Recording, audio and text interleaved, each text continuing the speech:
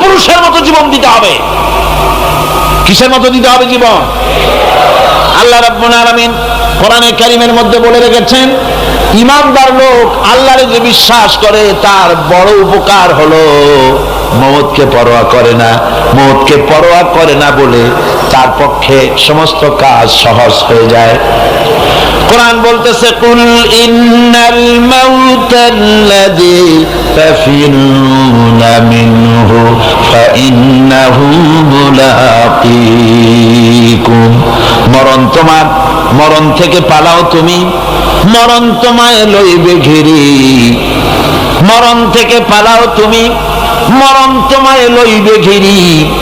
যদিও সুদূর আকাশ পানে লুকাও সেথায় লাগিয়ে সিঁড়ি। হে মহারোগের চিকিৎসক নাই, নাই সে ঔষধ জগতে। খুঁজিয়া কাতর হইলে কি হবে, পারিবে না তারে ফিরাতে। মৃত্যু আসবেই। মৃত্যুর হাত থেকে বাঁচবার কোন উপায় যখন নাই, তখন সেই মওত কাপুরুষের মওত কেন হবে? ঈমান এই উপকার করে মানুষকে, বুকটারে বড় বানায় দেয়। মানুষ শুকনা হতে পারে কিন্তু কলিজাটা বিরাট হয়, তা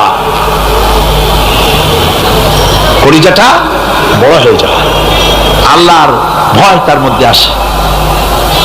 যেহেতু সে জানে, কোরআনে কারীমের মধ্যে আল্লাহ পাক বলেছেন, আইনামা তাকুনু ইউদরিকুমুল মাউতু ওয়ালাউ কুনতুম ফি বুরুজিম মুশাইয়াদা।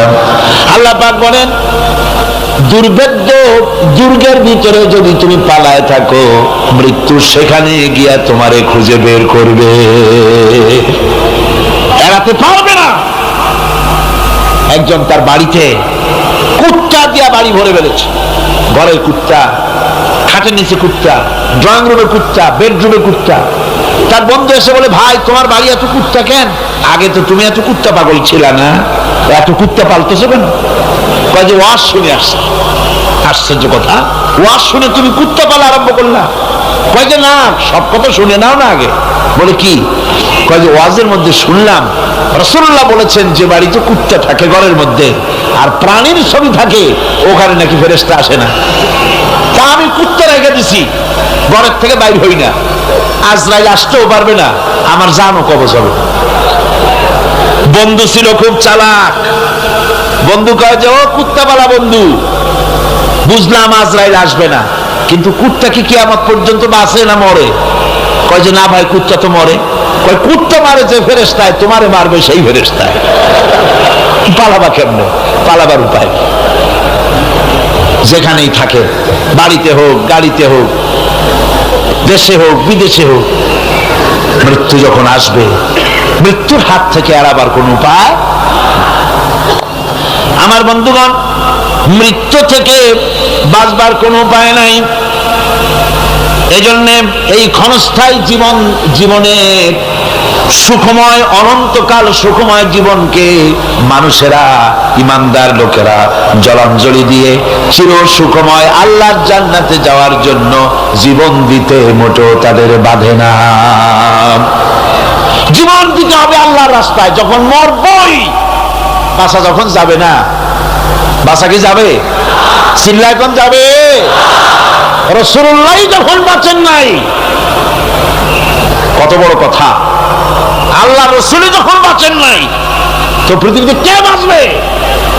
রাসূলের যখন ইন্তেকাল হয়েছে, সবাইকে মরতে হবে, কোনো সন্দেহ নাই। সন্দেহ আছে? মরা লাগবে। সেই মওতটা ঈমান বিল্লাহ, আল্লাহর প্রতি ঈমান আনলে পরে ওই মওতের ভয় আর থাকে না। মনটা তখন নির্ভীক হয়ে যায়, সে বীর হয়ে যায়। তখন তার মন বলে, মরা যখন লাগবে, জীবনটা যিনি দিয়েছেন তার জন্য দিয়ে দেই না কেন? জীবন যিনি দিয়েছেন তার জন্য দিয়ে দেই। বদরের যুদ্ধ, রাসূল কারীম সাল্লাল্লাহু আলাইহি ওয়াসাল্লাম লোক তৈরি করতেছেন, সৈন্য রিক্রুট করতেছেন। বদরের যুদ্ধ, আমার ভাইরা, চারটিখানি কথা নয়। বদরীদেরকে আল্লাহ মাফ করে দিয়েছেন। যেরকম সুবহানাল্লাহ। বদরের যুদ্ধ বড় মারাত্মক যুদ্ধ। এই জিহাদ হবে, বাপ তরবারি ধরবে ছেলের বিরুদ্ধে। মক্কা থেকে ছেলে আসছে কাফের, ছেলে তরবারি ধরবে বাপের বিরুদ্ধে, মামু ধরবে ভাগ্নার বিরুদ্ধে, ভাই ধরবে ভাইয়ের বিরুদ্ধে। এটা কি আপনি সোজা মনে করেন? কোন সোজা মনে করেন? আমার বন্ধুগণ, বদরের যুদ্ধ শেষ হয়ে যাওয়ার পর হযরতে আবু বকর সিদ্দিক রাদিয়াল্লাহু তাআলা আনহুর সঙ্গে ছেলে আব্দুল্লাহর দেখা হয়ে গেল। ছেলে তখনও কাফের। ছেলে বলে, বাবাজি, আমার আব্বা আবু বকর বদরের প্রান্তরে আমি আমার তরবারির সামনে আপনাকে কয়েকবার পেয়েছিলাম, কিন্তু আপনি আমার পিতা বলে আমি কিছুই করতে পারি নাই। হযরতে আবু বকর বলেন, আব্দুল্লাহ রে শোনো, আল্লাহর কসম করে বলি, তুমি তো আমার তরবারির সামনে পেয়ে ছেড়ে দিয়েছো, কিন্তু আমি আমার মাবুদের কসম করে বলি, বদরের মাঠে একটি বার যদি আবু বকরের চোখের সামনে তুমি পড়ে যেতে, আল্লাহর কসম আমার তরবারি তোমারে মাফ করে দিত না। তুমি কাফের, আমি মুসলমান, তোমার সাথে আমার সম্পর্ক পিতা পুত্রের স্নেহের সম্পর্ক হতে পারে তখন যখন আদর্শের প্রস্তুতির হবে, নইলে তুমি কাফের, আমি মুমিন। পিতা হিসাবে স্নেহ তোমার যেটা পাওয়া দরকার আমার কাছে, সেই স্নেহ থেকে তুমি বঞ্চিত থাকবে। এই যুদ্ধে সৈন্যদেরকে রিক্রুট করা সোজা ব্যাপার ছিল না। রাসূল সাল্লাল্লাহু আলাইহি ওয়াসাল্লাম সাহাবীদেরকে তৈরি করতেছেন জিহাদের জন্য। কিভাবে কথাটা পারবেন, হুজুর কথা গোছায় বলতেছেন। হযরত বর্ষিয়ান সাহাবী হযরত মিকদাদ রাদিয়াল্লাহু তাআলা আনহু হুজুরের অবস্থা বুঝতে পারতেছেন। হযরত মিকদাদ দাঁড়িয়ে গেলেন হুজুরকে সাহস দেওয়ার জন্য। হযরত মিকদাদ দাঁড়িয়ে গিয়ে বলছেন, ইমদি বিনা ইয়া রাসূলুল্লাহ হাইসুমা তাশা, আয় হাইসুমা আমারাকাল্লাহ। হে রাসূল, আপনি আমাদের নিয়ে চলুন যেদিকে আপনার খুশি, অর্থাৎ আল্লাহ আপনাকে আমাদেরকে নিয়ে যেদিকে যেতে বলেন সেদিকে নিয়ে যান।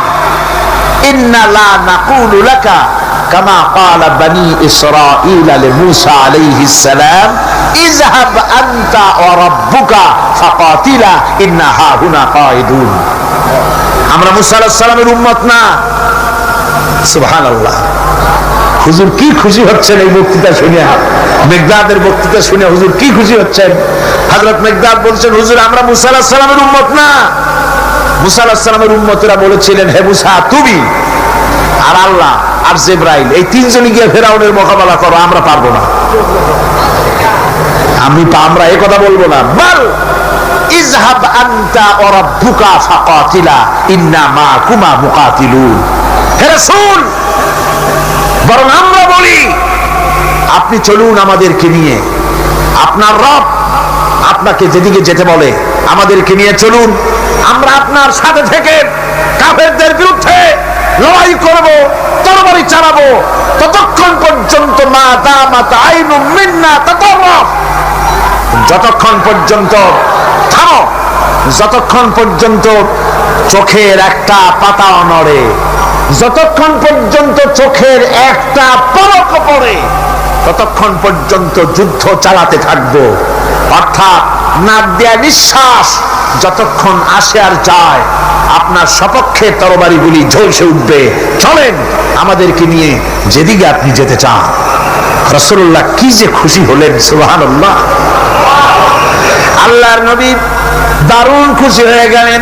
নবীজি বললেন, ও সাহাবীরা, তোমাদের মন মানসিকতা যখন এই রকম, তাহলে কুমু বিনা ইলা জান্নাতিন, জান্নাতুন আরদুহা কাস সামাওয়াতি ওয়াল আরদ। কুমু বিনা ইলা জান্নাতিন, ওঠো চলো আমার সাথে সেই বেহেশতের দিকে, যেই বেহেশতটা ওই বিশাল আকাশের চাইতে, এই জমিনের চাইতে অনেক অনেক বড়। সেই বেহেশতে যাওয়ার জন্য চলো আমার সাথে, ওঠো দাঁড়াও। ফাকামা উমাইর বিন হামাম ওয়া কানা ইয়াকুলু তামার। হযরত উমাইর ছিলেন এক যুবক। দেখেন না, এই যে যুবকরা দাঁড়ায় আছে অনেক, এইরকম একজন যুবক দাঁড়িয়ে খোরমা খাচ্ছিলেন।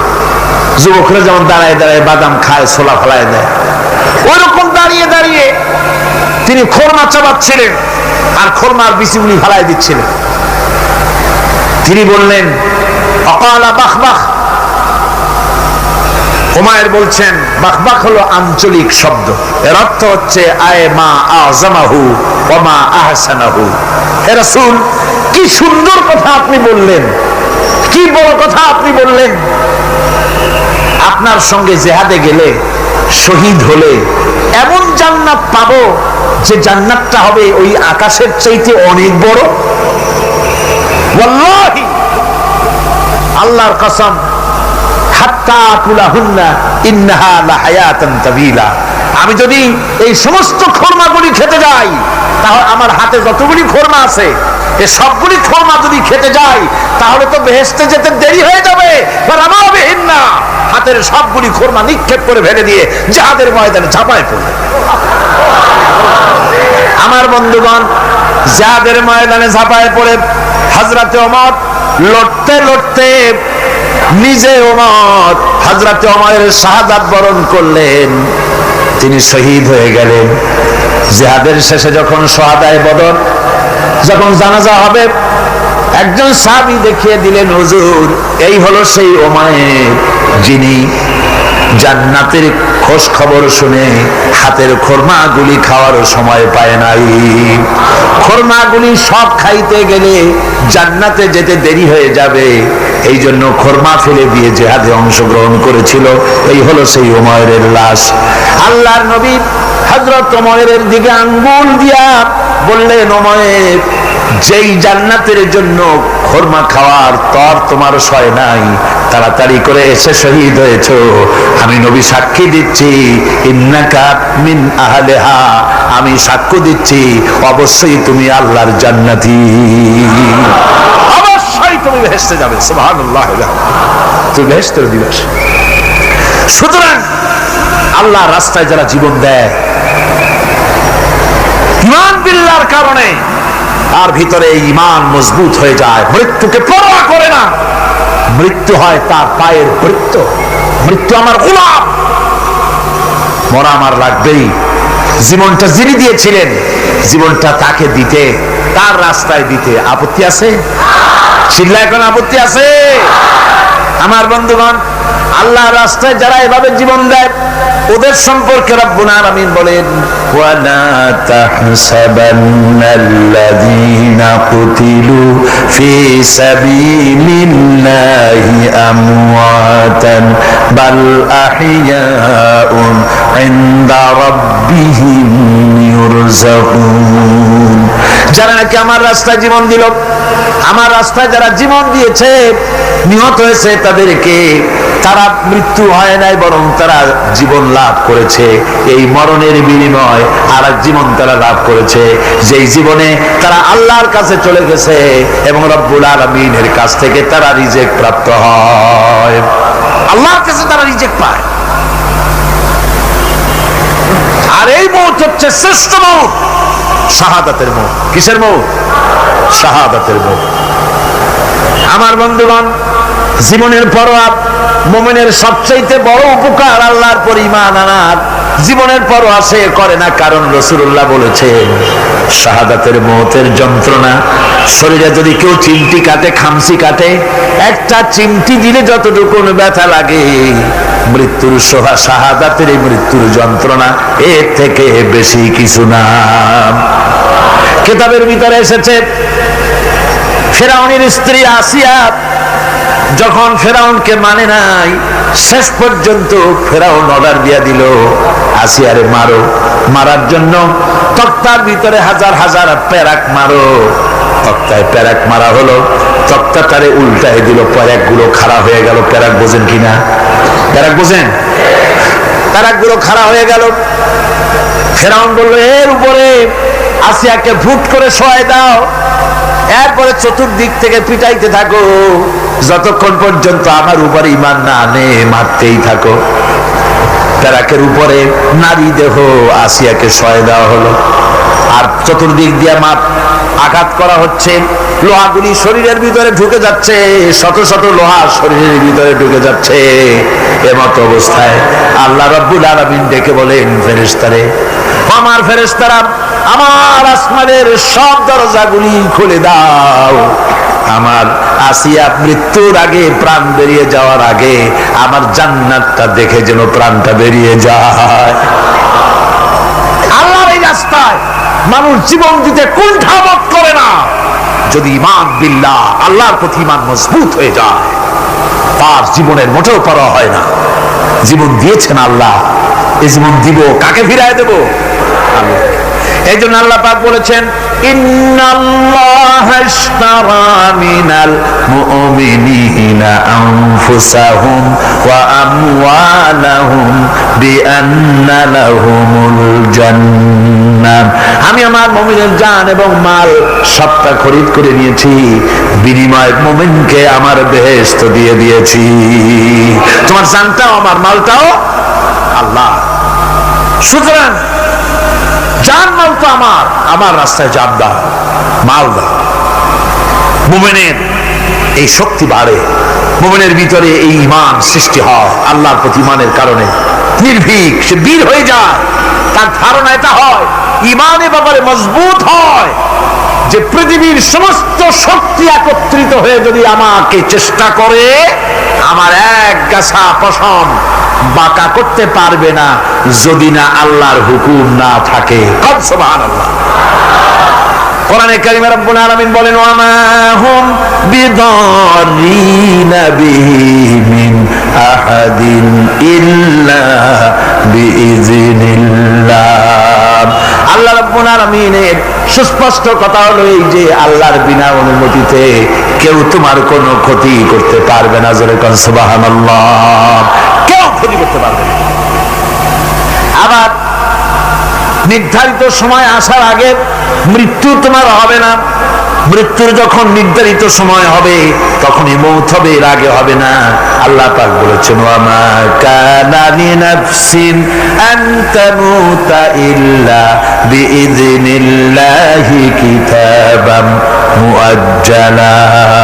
আল্লাহ পাক বলেন, আমার নির্ধারিত সময় আসার আগে, এক সেকেন্ড আগে মরবে না, এক সেকেন্ড পরেও মরবে না। অনেকে বলে অমুকের অকাল মৃত্যু হয়েছে, বলে না, বলে কিনা অকাল মৃত্যু হয়েছিল। বাজে কথা। কিসের অকাল মৃত্যু? কালেই মরছে, হায়াত ওখানেই শেষ। হায়াত থাকতে এক সেকেন্ড আগে, এক সেকেন্ড পরে মৃত্যু হবে না। যখন নির্ধারিত সময় আসবে সেই সময় মরবে, এর আগে বা পরে মৃত্যু হবে। মৃত্যু নির্ধারিত সময়ের আগে মরবে না মানুষ। বাহানায় হোক, ওসিলায় হোক, মরণ যেখানে আছে সেখানে যাওয়াই লাগবে।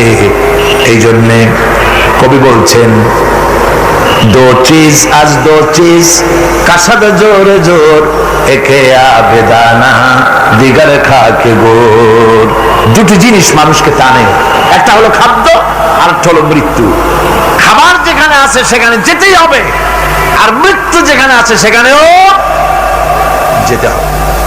কোরআনে কারিমে রব্বুল আলামিন বলেন, কুল লাউ কুনতুম ফি বুয়ুতিকুম লাবারাজাল্লাযীনা কুতিবা আলাইহিমুল কাতলু ইলা মাদাজিহিম। আল্লাহ পাক বলেন, হে নবী তুমি বলে দাও, তুমি শোনায় দাও, যাদের ভাগ্যে নিহত হওয়া আছে তারা যদি তাদের বিছানায় শুয়েও থাকে, প্রকোষ্ঠের ভিতরে থাকে, মৃত্যু সেখানে গিয়ে হাজির হবে, ওখানেই মৃত্যু হয়ে যাবে। মৃত্যুর সময় আসতে পরে মানুষকে মোটেই সময় দেওয়া হবে না। সময় যখন আসবে সময় মতো তাকে বিদায় নিতে হবে।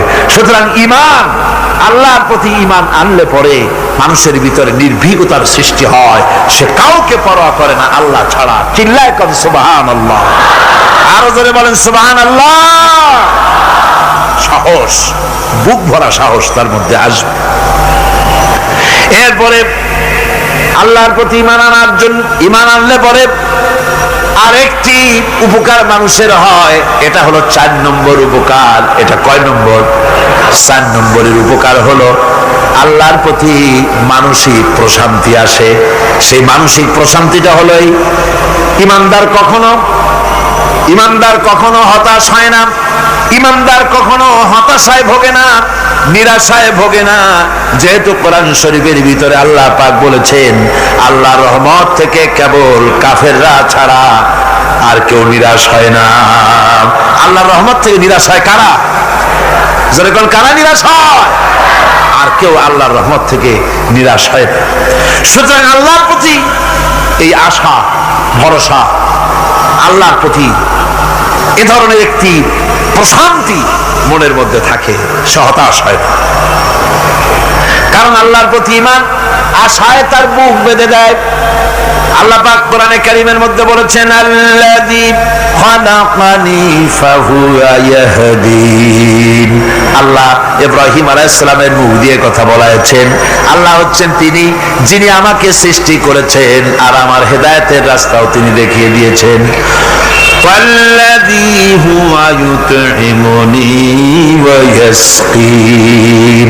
আর আমি যখন ক্ষুধার্ত হই তিনি আমারে খাওয়ান, আর আমি যখন তৃষ্ণার্ত হই তিনি আমারে পান করান। কে খাওয়ান? কে খাওয়ান আর পান করান কে? আল্লাহ পাক বলেন ওয়াইদা মারিতু ফাহুয়া ইয়াশফিন। ইব্রাহিম আলাইহিস সালামকে দিয়ে আল্লাহ এই কথাও বলালেন, আমি যখন অসুস্থ হই আমারে রোগ মুক্ত কে করে দেয়? বলেন না কে করে দেয়? আল্লাহ রাব্বুল আলামিন রোগ মুক্ত করে দেন। হযরত আইয়ুব আলাইহিস সালামের ঘটনা কোরআনে কারীমের মধ্যে আল্লাহ রাব্বুল আলামিন উঠায় দিয়েছেন, বলে দিয়েছেন যাতে করে মুমিনেরা মনের মধ্যে আল্লাহর প্রতি আশা ভরসা আনতে পারে। রোগ হয়েছে হযরত আইয়ুব আলাইহিস সালামের, এত অসুখে রোগে শোকে আত্মীয় স্বজন স্ত্রী পুত্র পরিজন সব তারে ছেড়ে গেল, গায়ে পোকা হয়ে গিয়েছে। 1 বছর 2 বছর নয়, বছরের পর বছর ধরে রোগাক্রান্ত অবস্থায় আইয়ুব আলাইহিস সালাম আছেন। এবার সমস্ত শরীর ছেড়ে জিহ্বার মধ্যে পোকা হওয়া শুরু হয়ে গেছে।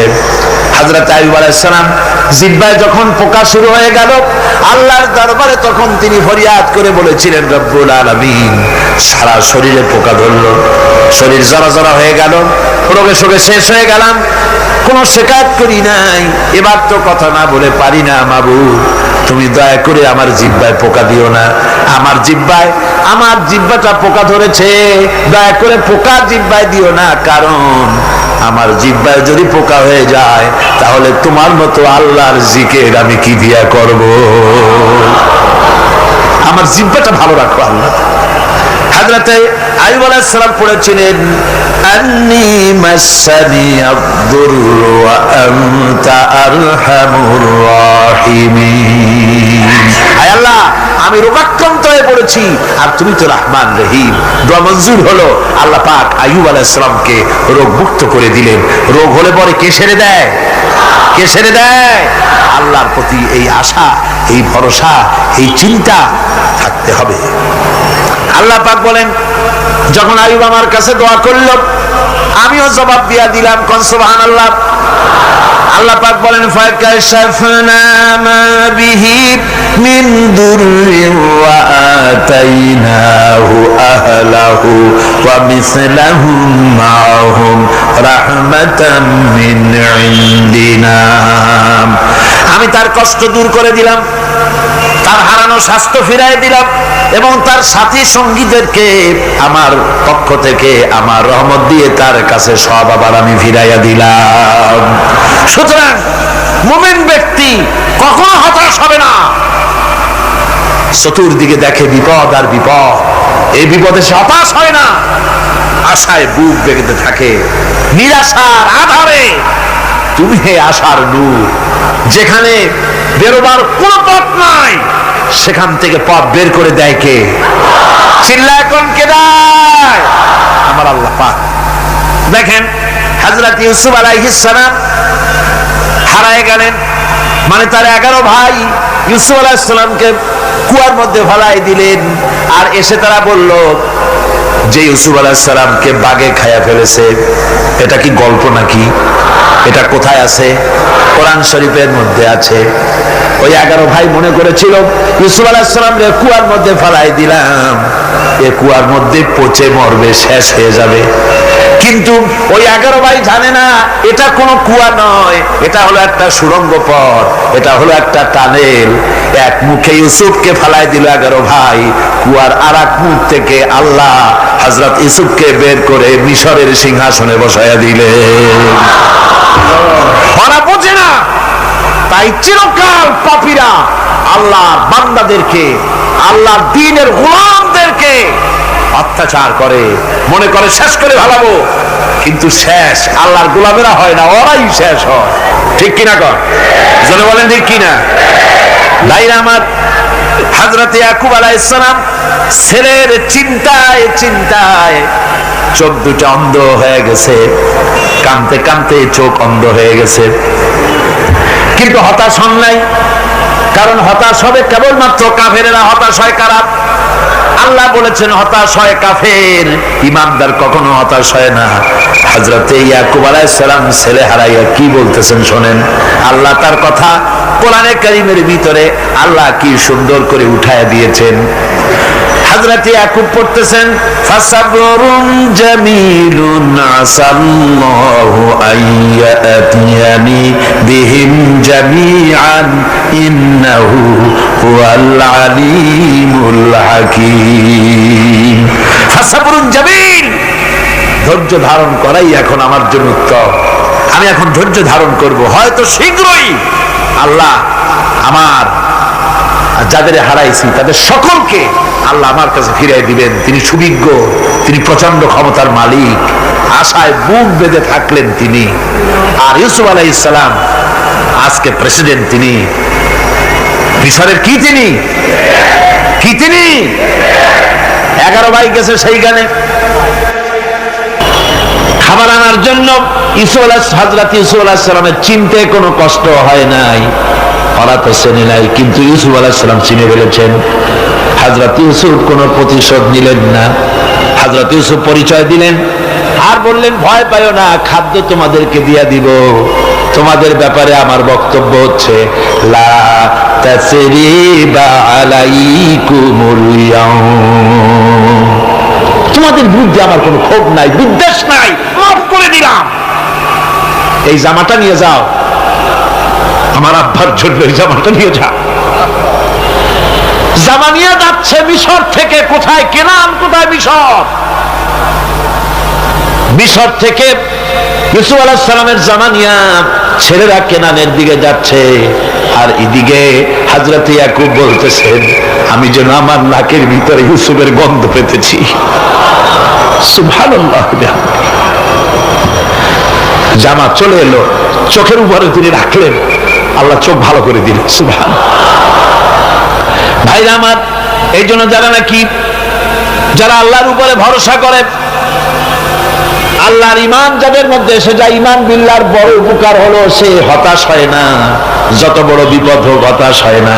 দেখেন ইউসুফ আলাইহিস সালাম কি কেমন করে জুলাইখা ঘেরাও করে ফেলে দিয়েছে, দরজা বন্ধ, তালা বন্ধ, জানালা বন্ধ, সিটকানি মারা, খিল মারা, তালা দেওয়া, বেরোবার কোনো পথ নাই, চতুর্দিকে নগ্ন চিত্র।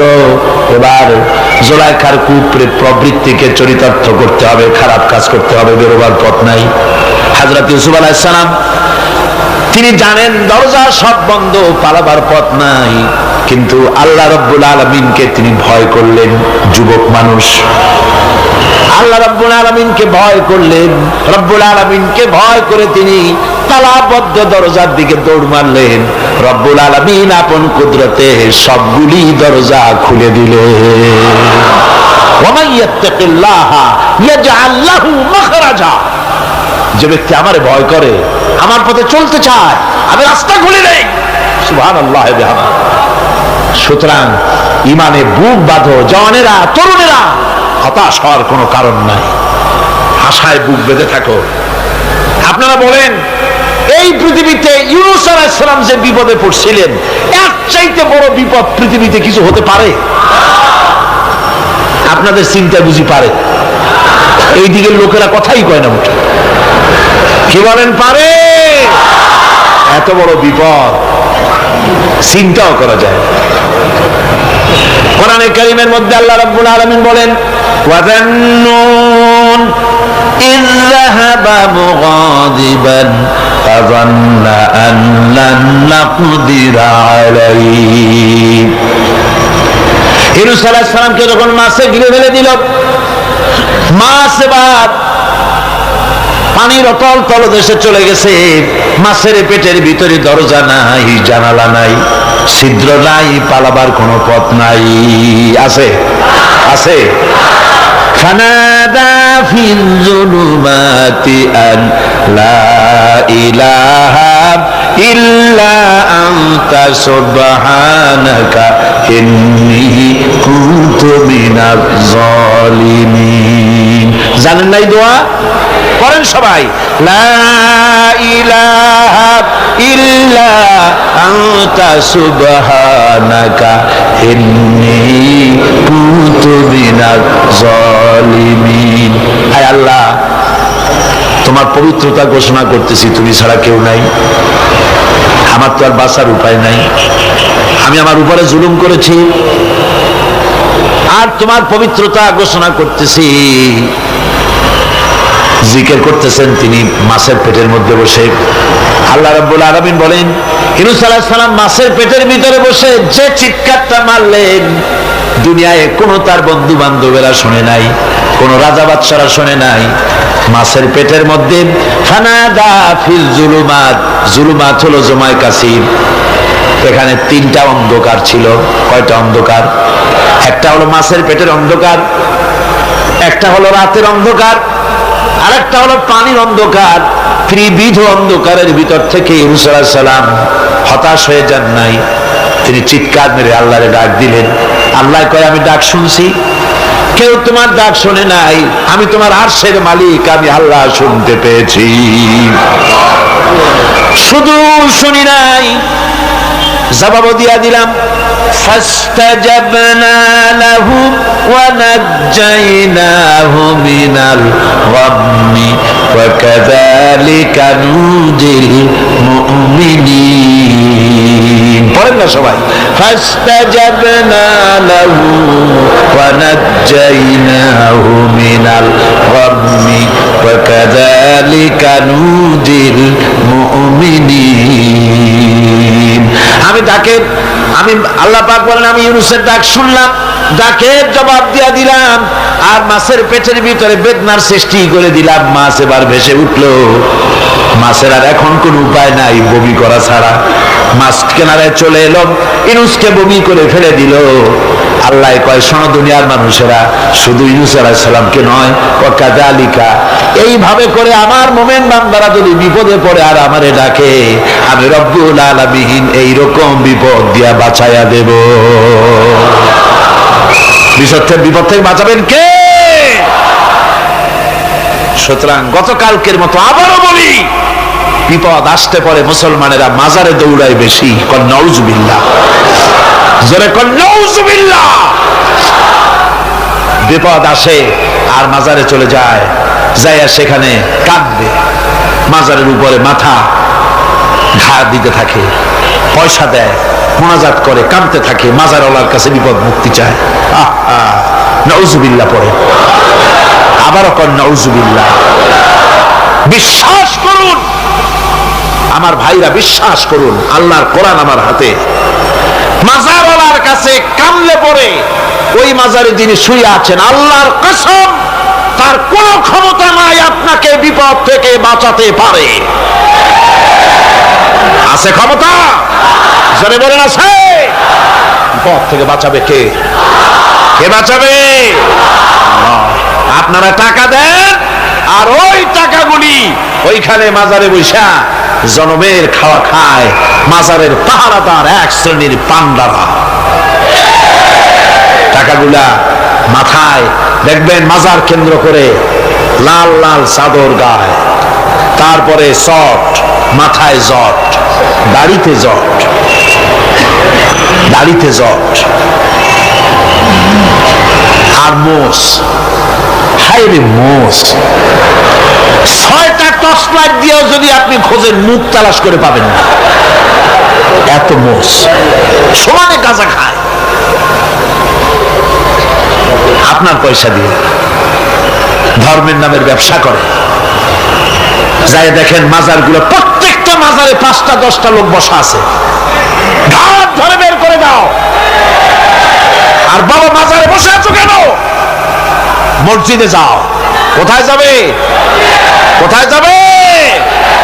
মসজিদে। আল্লাহর থামো, আল্লাহর ওলিদের মাজার ঘেরাও করে রেখে দাও, যত্ন করে রেখে দাও। গরু ছাগল ভেড়া হাবিজাবি কিছু যেন যেতে না পারে, যত্ন করে রাখো, সম্মান দিয়ে রাখো। কিন্তু তোমার ওখানে পাহারা দিতে বলছে কে? তুমি ওখানে বসে থাকো কেন? গুড় যেখানে পিঁপড়া সেখানে। পয়সা দেওয়া বন্ধ করে একটারও পাবেন না ওখানে, ঠিক কিনা কর? সব ধান্দাবাজ পয়সার লোভে ওখানে বসে থাকে, গাঁজা খায়, মদ খায়, নামাজ পড়ে না। আর আপনার টাকা দিয়া খোঁজ নিয়ে দেখেন মাজারের মুতল্লি যত আছে সব বাসের মালিক, ট্রাকের মালিক, কোটি কোটি টাকার ব্যবসা করে। সুতরাং এগুলি ছাড়েন, এ ধান্দাবাজি বন্ধ করুন। মাজারের সাথে কোনো সম্পর্ক নাই, মুসলমানের সম্পর্ক কেবল মসজিদের সাথে। কিসের সাথে? মসজিদের সাথে সম্পর্ক করে। আমার বন্ধুগণ, বিপদ আসতে পরে কবরের কাছে যাওয়া নয়, বিপদ আসতে পরে মসজিদে যান, 2 রাকাত কাজায়ে হাজাতের নামাজ পড়েন। রাসূলুল্লাহ পড়েছেন, কাজায়ে হাজাতের নামাজ পড়েন, সিজদায় পড়ে গিয়ে আল্লাহর কাছে কাঁদেন, আপনার বিপদ আল্লাহ রাব্বুল আলামিন দূর করে দিবেন। আরে এমন আল্লাহরে থুইয়া কি যে বলবো, মানুষের যে কি হইছে। আমি সিলেটে দেখেছি শাহজালাল রহমতুল্লাহ আলাইহি, আল্লাহর ওলি, শাহ আমানত আল্লাহর ওলি, শাহ মাহদুম আল্লাহর ওলি। এই ওলিরা কোনদিন বলে যায় নাই যে আমার মাজারে পাহারা দিয়ে তোমরা টাকা আদায় করো, বলছে কেউ?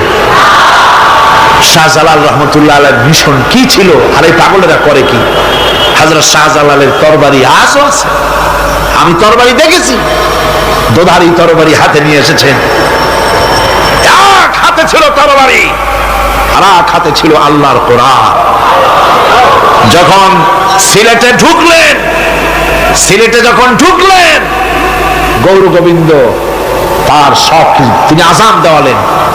আজান শোনা মাত্র মূর্তিগুলো কাঁপতে লাগলো। গৌর গোবিন্দের কলজার গলার কাছে চলে আসছে, জিজ্ঞেস করছে ব্যাপারটা কি, এরকম হচ্ছে কেন? জ্যোতিষীরা বলল যবন এসেছে, ম্লেচ্ছ এসেছে, আর উপায় নাই। শাহজালাল রহমতুল্লাহ আলাইহি তিনি বসলেন গেটের কাছে, এবার সব পালাচ্ছে। গৌর গোবিন্দ বলল সাপুরিয়াদের ডেকে যে আমারে একটা বাক্সের মধ্যে ভরিয়া সাপ বলে চালাই দিও, আমি সামনে পড়তে চাই না। ভয়তে কলজা গলার কাছে চলে আসছে শুধু আজান শুনে।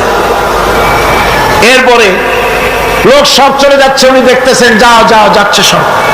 তারপরে ঝুড়িতে করে যাচ্ছে সাপুরিয়ারা, তোমাদের এর মধ্যে কি সাপ? যাও যাও যাও। এরপরে বড় একটা বাক্স, ওইটার মধ্যে কি? কাজে হুজুর আমরা সাপ খেলা দেখি, এর মধ্যে সাপ। নামাও, আমি সাপ খেলা দেখবো, নামাও ওটা। এরপরে বাক্স খুলছে, দেখে যে আসল সাপ বাইর হয়েছে। গৌর গোবিন্দ বলল যে আমার রাজত্ব ছেড়ে দিলাম, আমারে জানে বাঁচা। শাহজালাল রহমতুল্লাহ আলাইহি বললেন আমি তো মারতে আসি নাই, আমি তো হত্যাকাণ্ড করতে আসি নাই, আল্লাহর দ্বীনকে নিয়ে এসেছি। তিনি ক্ষমা করে দিলেন।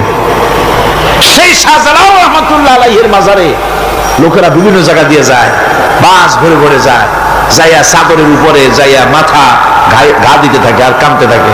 কতগুলো গজাল মাছ আছে, বিরাট বিরাট গজাল, গায়ে শ্যাতলা পড়ে গেছে, দেখলে মনে হয় যেন রিটায়ার্ড অফিসার, এরকম মোটা।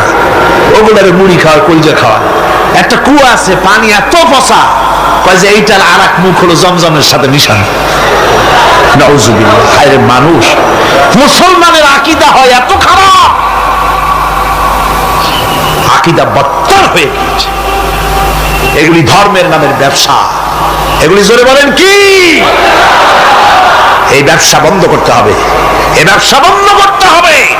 তারা ধর্মের নামে লুটেরা, চাদর দিয়ে, আগরবাতি দিয়ে, মোমবাতি দিয়ে, সেজদা দিয়ে মুশরিক হয়ে যাচ্ছে, ইসলাম থেকে খারিজ হয়ে যাচ্ছে। আমার কাছে রিপোর্ট এসেছে প্রচন্ড ভিড়ে মানুষের কষ্ট হচ্ছে, তো কি করা যাবে? আমি বললাম ভিড়, আর আপনারা যদি ভিড় দেখতে চান তাহলে তো সব লোক দাঁড়ায় যাবে, আপনাদের তো দেখার দরকার নেই। একটু চেপে চেপে বসেন আর জোরে সোরে জিকির করেন, লা ইলাহা ইল্লাল্লাহ, লা ইলাহা।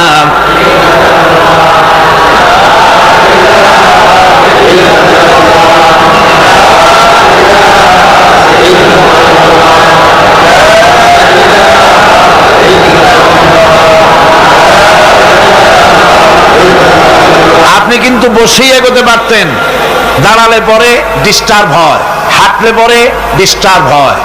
নিজের কপালটারে খারাপ করেন না, এত সুন্দর আল্লাহর কথা শোনা থেকে নিজেকে মাহরুম করতে চেষ্টা করেন না। নিজেও শোনেন, অপরকেও শুনতে দেন। বসেন, মাজা ব্যথা করবে না, আল্লাহ মাজা ব্যথা ভালো বানায় দেবে যত সময় বসবেন। আলহামদুলিল্লাহ। আপনারা বসছেন যে জায়গাটায়, এটা বেহেশতের টুকরা। এটা কি? এটা প্যারেড ময়দান নয়। মাজালিসুল ইলম হিয়া রাওযাতুম মিন রিয়াদিল জান্নাহ। হযরত আলী বলেছেন, যেখানে ইলম চর্চা হয়, কোরআন আলোচনা হয়, হাদিস আলোচনা হয়, সেটা কোনো সাধারণ জায়গা না, সেটা জান্নাতের টুকরা হয়ে যায়। জোরে বলেন সুবহানাল্লাহ। কাজী বেহেশত থেকে শয়তানের জন্য বাইর করিয়া না দেয়, সতর্ক থাকেন। শয়তান কি চায় যে আপনি সারাক্ষণ শোনেন? কি কোন চায়? চায় না। শয়তানের খপ্পরে পড়েন, বসেন আর শোনেন। ঈমানদার যখন বিপদে জর্জরিত হতে থাকে তখন সে ভেঙে পড়ে না, তখন অন্ধকারের, বিপদের অন্ধকার বিদীর্ণ করে আলোর এক প্রভা তার চোখের সামনে উদ্ভাসিত হয়ে ওঠে। সেটা কি? সেটা হলো আল্লাহ রাব্বুল আলামিনের বাণী, ফাইন্না মাআল উসরি ইউসরান, ইন্না মাআল উসরি ইউসরা। আল্লাহ পাক বলেন, জেনে রাখো, দুঃখ এবং কষ্টের সাথে রয়েছে সুযোগ আর সুবিধা, আর অসচ্ছলতার সাথে রয়েছে উদার সচ্ছলতা। জোরে কোন সুবহানাল্লাহ। কাজে ভয় পাওয়ার কারণ নাই, হতাশ হওয়ার কারণ নাই। মন আশায় বুক বেঁধে রাখো। গুনাহ করেছ, হতাশ হও না। যুবকদের গুনাহ করা স্বাভাবিক। ইউনিভার্সিটির ছাত্র, কলেজের ছাত্র, প্রফেসর, শিক্ষক, অফিসার ঘুষ খেয়েছেন, জিনা করা হয়েছে, মদ খাওয়া হয়েছে, মিথ্যা কথা বলা হয়েছে, যাই কিছু করেন না কেন ভয় পাওয়ার কারণ নাই, নিরাশ হওয়ার কোনো দরকার নাই। আল্লাহ পাক ডেকে বলেছেন, কুল ইয়া ইবাদিয়াল্লাযীনা আসরাফু আলা আনফুসিহিম লা তাকনাতু মির রাহমাতিল্লাহ। আরে আমার আল্লাহর মতো এত ভালো আর কেউ আছে? এত দরদ আর কারো আছে? আমার আল্লাহ বলেন, ও নবী, আপনি শুনায় দেন, হে আল্লাহর বান্দারা, তোমরা যারা নিজেদের উপরে বাড়াবাড়ি করেছো, নিজেদের উপরে জুলুম করেছো, অত্যাচার করেছো, আমি আল্লাহর রহমত থেকে নিরাশ হয়ে যেও না।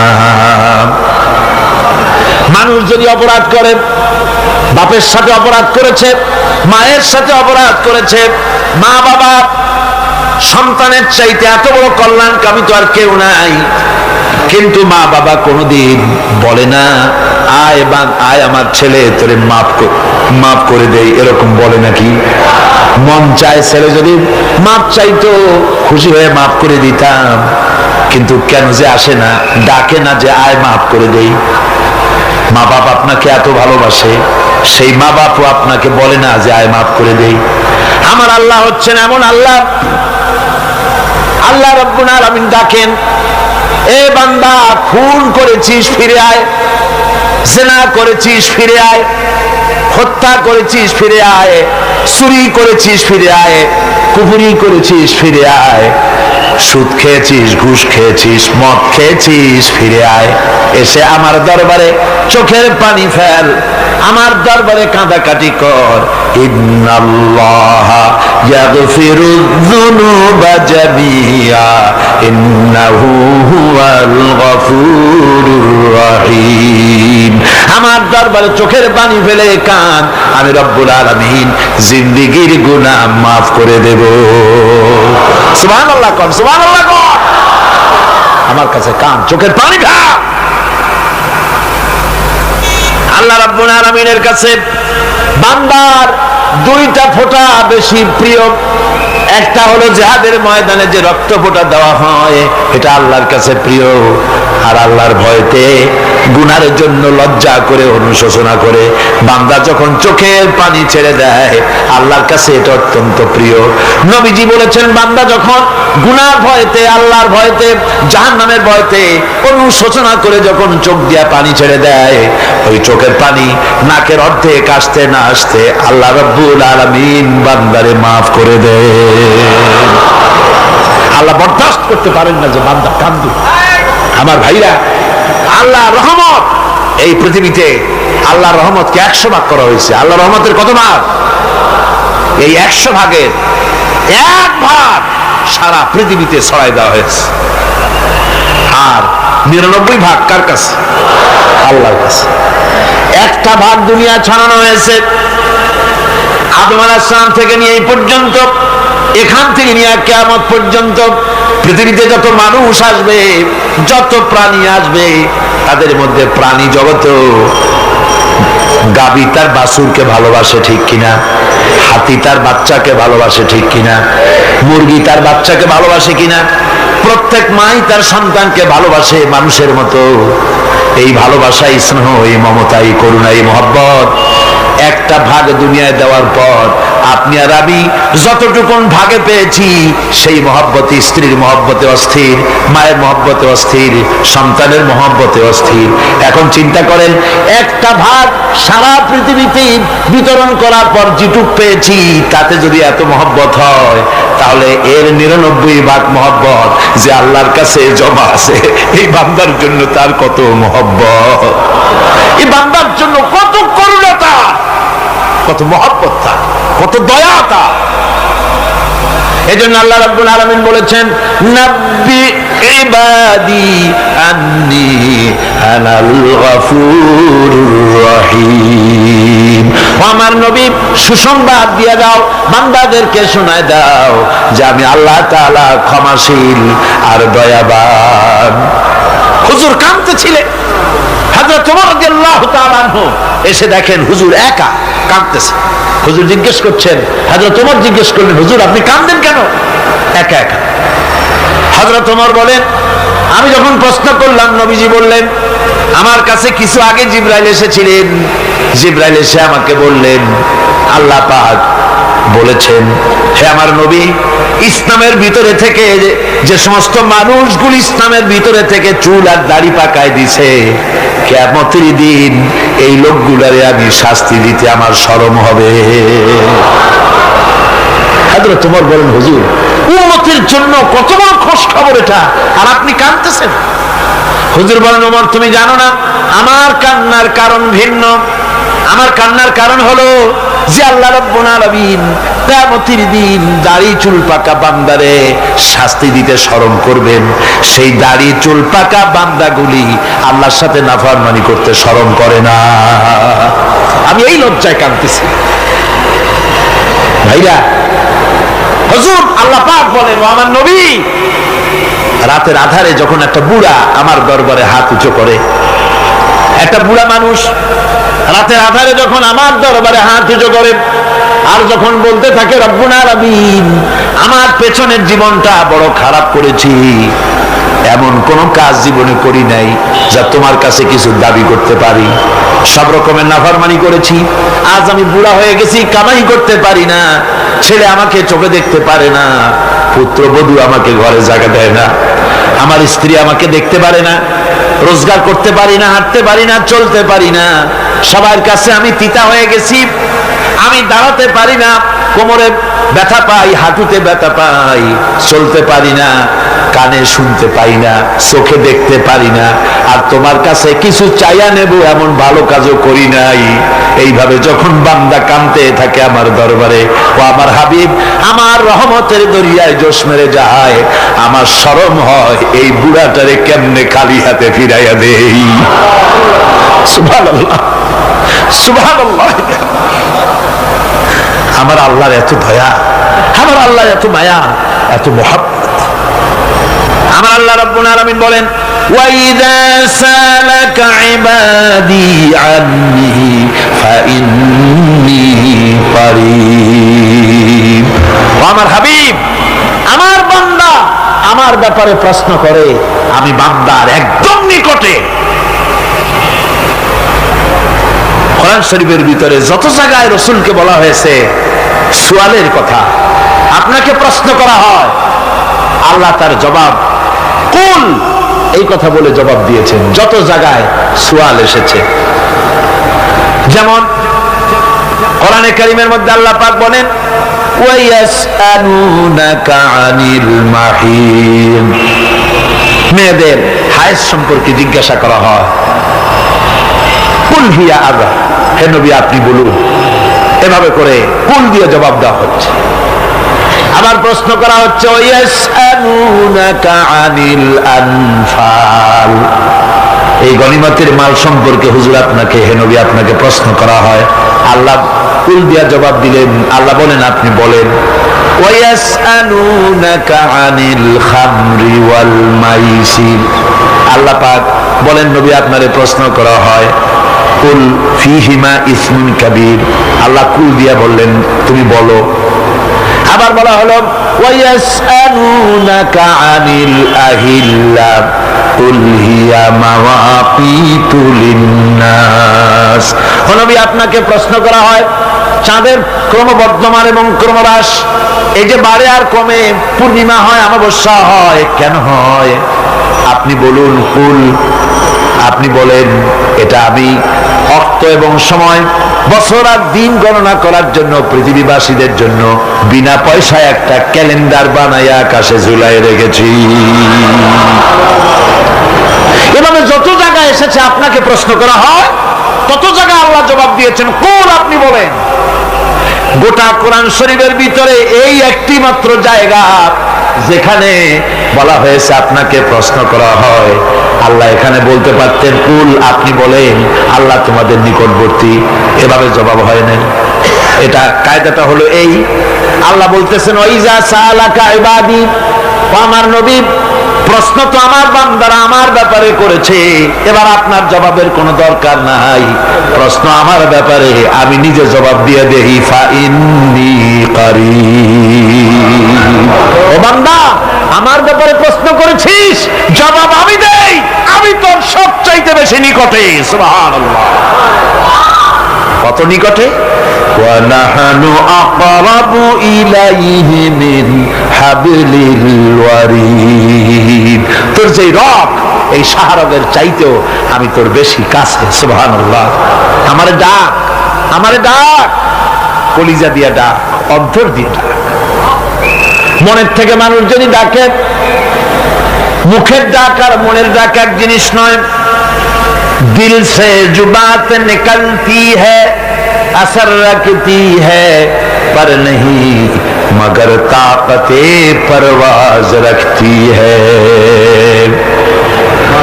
दिल থেকে যে কথা বেরোয় তা প্রভাব বিস্তার করে, দানা নাই কিন্তু ওড়ার ক্ষমতা রাখে। মনের কথাই ভিন্ন, মন থেকে, দিল থেকে, কলিজা থেকে, অন্তরের গভীর কন্দর থেকে মুহাব্বতের সাথে কেউ যদি একবার বলে আল্লাহ, বলেন আল্লাহ, আল্লাহ, আল্লাহ,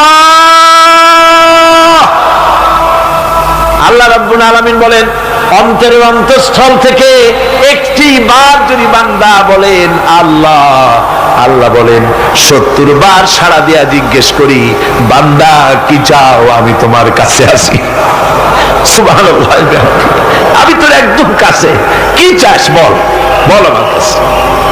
এমন দয়াবান, এমন মেহেরবান, এমন আল্লাহ আমাদের, সে আল্লাহ রাব্বুল আলামিন তিনি বলছেন وقال ربكم ادعوني استجب لكم, তোমাদের রব বলেছেন আমারে ডাকো আমি আল্লাহ ডাকের সাড়া দিয়া দেব। সুবহানাল্লাহ। কারে ডাকতে হবে? কারে ডাকতে হবে? এই বিশাল জনসমুদ্র একযোগে চিল্লায় কোন কারে ডাকতে হবে? কোন পীর সাহেবকে নয়, আল্লাহর কসম কোন খাজা বাবাকে নয়, ডাকতে হবে কারে? চিল্লায় কোন কারে? ওয়াকালা রাব্বুকুম উদউনি, তোমার রব তোমাকে বলতেছে আমারে ডাকো, আস্তাজিব লাকুম, আমারে ডাকবে আমি সাড়া দিয়ে দেব। সুবহানাল্লাহ। আল্লাহকে ডাকেন, কি চাই আপনার বলেন, কি চাই? আল্লাহর কাছে চান, আল্লাহ দিয়ে দিবেন। দেওয়ার জায়গা আল্লাহর কাছে চাইবেন, আল্লাহ দিবেন।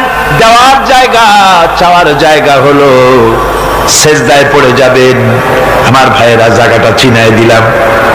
মাজারে যাওয়া লাগবে না, কবরে যাওয়া লাগবে না, 2 রাকাত নামাজ পড়ে সেজদায় পড়ে গিয়া যত বিপদ আছে মুসিবত আছে সেজদার মধ্যে চোখের পানি ছেড়ে দেন আর কেন্দে কেন্দে জীবনের কথা বলেন। আল্লাহ রাব্বুল আলামিন আপনার আওয়াজ শুনবেন আর দোয়া কবুল করে নিবেন। কাঁদতে হবে আল্লাহর কাছে। কার কাছে? আল্লাহর কাছে। সুম্মা ইস্তাগফিরুল্লাহ, আর এরপরে সে যদি আমি আল্লাহর কাছে ক্ষমা চাই, ইয়াজিদিল্লাহ গফুরুর রহিমা, সে আমি আল্লাহকে গফুর এবং রহিম হিসাবে পাবে। সুবহানাল্লাহ। আল্লাহকে গফুর এবং রহিম হিসাবে পাওয়া যাবে। সব আল্লাহকে বলতে হবে, গুনাহ মাফ চাইতে হবে। এই জন্য হুজুর সাল্লাল্লাহু আলাইহি ওয়াসাল্লাম দৈনিক 100 বার তওবা করতেন। কোন হাদিসে আছে 70 বার, কোন হাদিসে আছে 100 বার তওবা করতেন। নামাজের পরে তো প্রত্যেক নামাজেই পড়তেন হুজুর, সালাম ফিরাতেন আর সাথে সাথে বলতেন আল্লাহু আকবার, আস্তাগফিরুল্লাহ, আস্তাগফিরুল্লাহ, আস্তাগফিরুল্লাহ। মনে থাকবে আপনাদের? মনে থাকবে?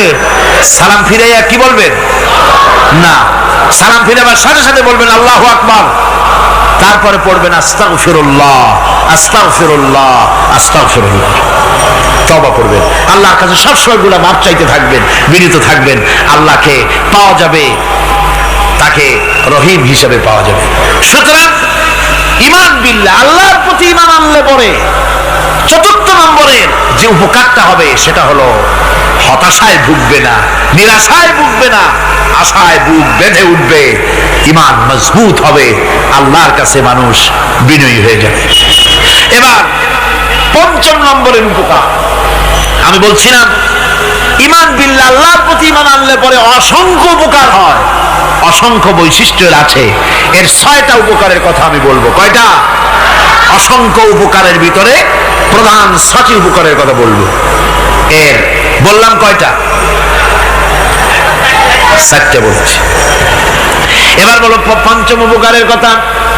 আল্লাহর প্রতি আপনি পূর্ব পশ্চিমে কতবার মুখ ঘোরালেন, এটাই কিন্তু আপনার আসল সৎ কাজ নয়। আসল সৎ কাজ হলো আল্লাহর প্রতি ঈমান আনা। এই ঈমানের ব্যাপারে 3টা দিন আমরা পার করে দিলাম, এখনো কথা শেষ হয় নাই। আল্লাহর প্রতি ঈমান আনলে পরে যে উপকারটা হবে 5 নম্বরে, সেটা হলো কঠোর এবং কঠিন বিপদের ভিতরে বান্দার ভিতরে অবিচলতা এবং ধৈর্যের সৃষ্টি হয়ে যাবে। আলহামদুলিল্লাহ। কঠিন বিপদ মুসিবত আসতে পরে সে অবিচল থাকবে।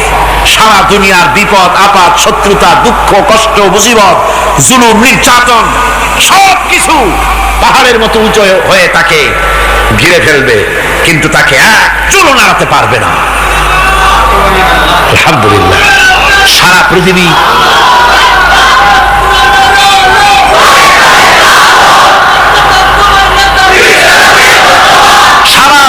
একদিকে আর সে একা একদিকে থাকবে।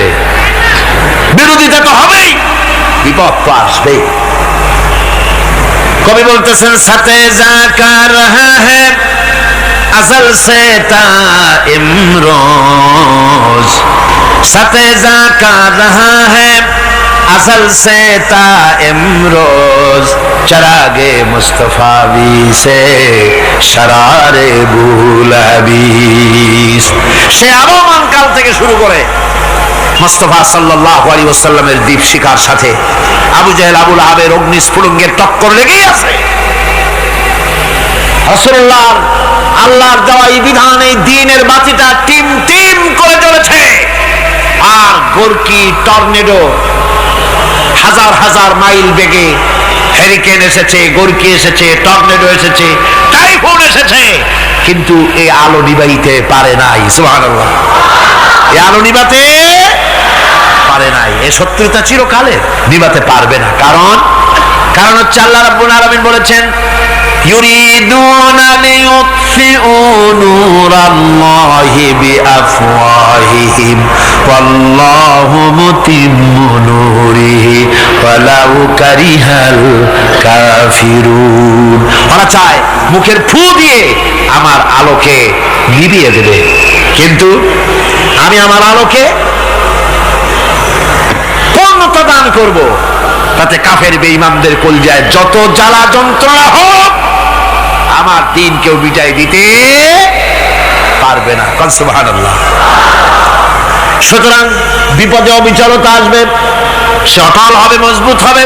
কোরআনে কারীম বলতেছে, ওয়া কাযালিকা জাআলনা লিকুল্লি নাবিয়্যিন আদুওয়াম মিনাল মুজরিমিন। এই পৃথিবীতে এমনি করে আমি সকল নবীদের শত্রু বানিয়েছি, সব পাপিষ্ঠ অপরাধীদেরকে। নবীদের সাথে বিরোধিতা করেছে কারা? পাপিষ্ঠরা, অপরাধীরা। আজও খুঁজে দেখেন, আজও ইসলামী আন্দোলনের বিরোধিতা যারা করে সবগুলি কি? পাপিষ্ঠ। সত্য কি না কর? ইসলামী আন্দোলনের বিরোধিতা যারা করে, হিসাব করে, চোখ দিয়ে তাকায় দেখেন, খুঁজে দেখেন তাদের নামগুলি। মদখোর, জিনাকার, বদমাশ, চোর, হাইজাকার, বেনামাজি, লুটেরা, মিথ্যাবাদী, সবচাইতে সমাজের নিকৃষ্ট লোকগুলি ইসলামের বিরুদ্ধে।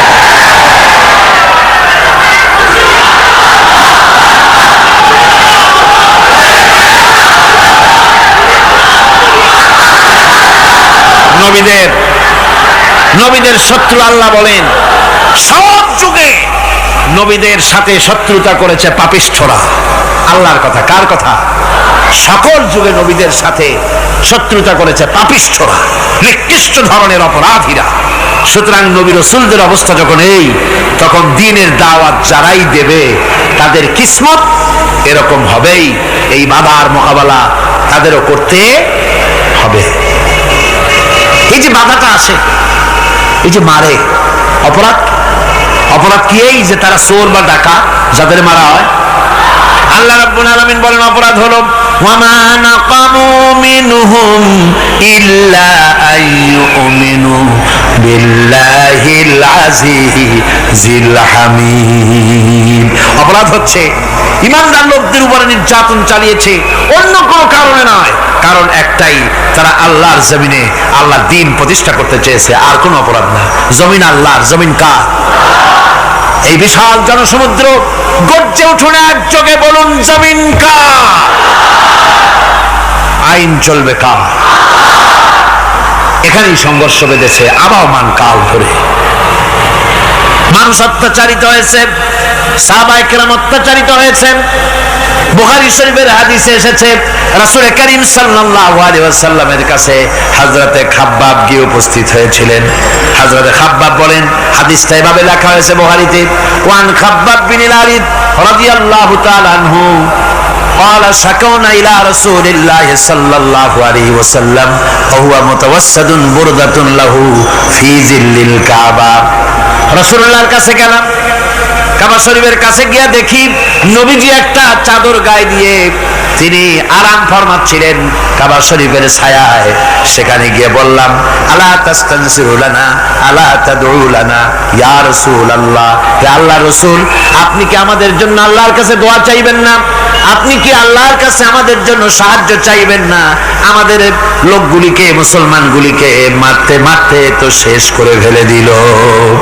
তারা আমাদের সুমাইয়াকে মারলো, আমাদের খাব্বাবকে উটের সাথে পায়ের দড়ি লাগায় টানলো, আমাদের খোবায়েবকে তারা আগুনের উপরে চিৎ করে শোয়ায় রাখলো, না খায় রাখতেছে, মারতেছে, কষ্টে তো শেষ হয়ে গেলাম।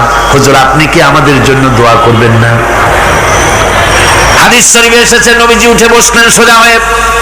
নবীজি বলেন, ও আমার সাহাবী, ও খাব্বাব, শোনো, তোমাদের আগে এই পৃথিবীতে যারা দ্বীনের দাওয়াত দিতে এসেছিলেন তাদেরকে সমকালীন রাষ্ট্রশক্তি, সমাজ শক্তি তাদেরকে ধরত।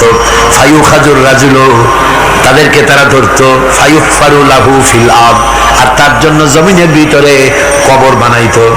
ওই কবর ফায়ুজালু ফিহা, ওই কবরের ভিতরে তাকে কোমর পর্যন্ত গেড়ে দিত। সুম্মা ইউতা বিল মানসার, এরপরে করাত আনতো। ফায়ুদাউ আলা রাসিহি, এরপরে ওই করাত তার মাথার উপরে রাখতো। ফায়ুজালু নিসফাইন, এরপরে করাত দিয়া চিরে জীবিত মানুষটারে দ্বিখণ্ডিত করে ফেলে দিত। মা ইয়াসুদ্দুহু যালিকা আন দীনিহি। ও আমার খাব্বাব, এত কষ্ট দেওয়ার পরেও সেই যুগের কোন মুসলমানকে, দ্বীনের দায়ীদেরকে আল্লাহ দ্বীন থেকে এক চুলো তারা সরাই দিতে পারে নাই, এক চুলো সরাতে পারে নাই। ওয়াল্লাহি, ও খাব্বাব, আমি আমার আল্লাহর নামে কসম করে বলছি, লা ইউতাম্মান্নাল্লাহু হাযাল আমরা হাত্তা ইয়াসিরার রাকিবু মিন সানা ইলা হাযরামাউত। আমি কসম করে বলি, আল্লাহ রাব্বুল আলামিনের এই সানা থেকে হাযরামাউত পর্যন্ত লোকেরা যাতায়াত করবে, সুন্দরী রমণীরা গমন করবে, সদাগরেরা যাতায়াত করবে, টাকা নিয়া পয়সা নিয়া যাতায়াত করবে। তাদের মনের মধ্যে লুটের ভয়, টাকার ভয়, চুরির ভয়, ডাকাতির ভয়, জেনার ভয়, হত্যার ভয়, ধর্ষণের ভয়, কোনো ভয় থাকবে না। লা ইয়াখাফু ইল্লাল্লাহ, আল্লাহ ছাড়া কোনো ভয় থাকবে না। এমন একটা সমাজ, এমন একটা সময় আসবে। ওয়ালাকিন্নাকুম তাস্তাজিলুন, অথচ খুব তাড়াহুড়ো তোমরা করতেছো। তাড়াহুড়ো করো না, সময় আসবে ইনশাআল্লাহ। আমার ভাইয়েরা, আমার বন্ধুগণ, কঠিন বিপদে অবিচলতা এবং ধৈর্যের দৃষ্টান্ত রেখে গেছেন আম্বিয়া আলাইহিমুস সালাম। সুবহানাল্লাহ।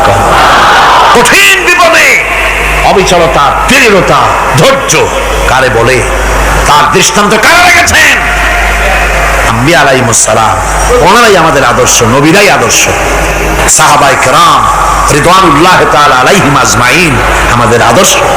ربنا ظلمنا أنفسنا وإن لم تغفر لنا وترحمنا لنكونن من الخاسرين ربنا لا تزغ قلوبنا بعد إذ هديتنا وهب لنا من لدنك رحمة إنك أنت الوهاب। أي الله تعالى, হাজার হাজার মুসলমান নরনারী ঠান্ডাকে উপেক্ষা করে তোমার দ্বীনের কথা শোনার জন্য, কোরআনে কারীমের কথা শোনার জন্য এই মাঠে এসে হাজির হয়েছে। আল্লাহ, তুমি দয়া করে মেহেরবানি করে আলোচনার সওয়াবটুকু হুজুরে পুরনূর সাল্লাল্লাহু আলাইহি সাল্লামের রূহ মুবারকে পৌঁছে দাও। রব্বুল আলামিন, আমাদের মধ্য থেকে যাদের মা বাপ দুনিয়া থেকে জনমের মতো বিদায় হয়ে গেছে, আল্লাহ কবরে যদি আযাব থাকে দয়া করে আযাব মাফ করে দাও। আল্লাহ, আমাদের মা বাপের উপরে তোমার রহমত নাজিল করো।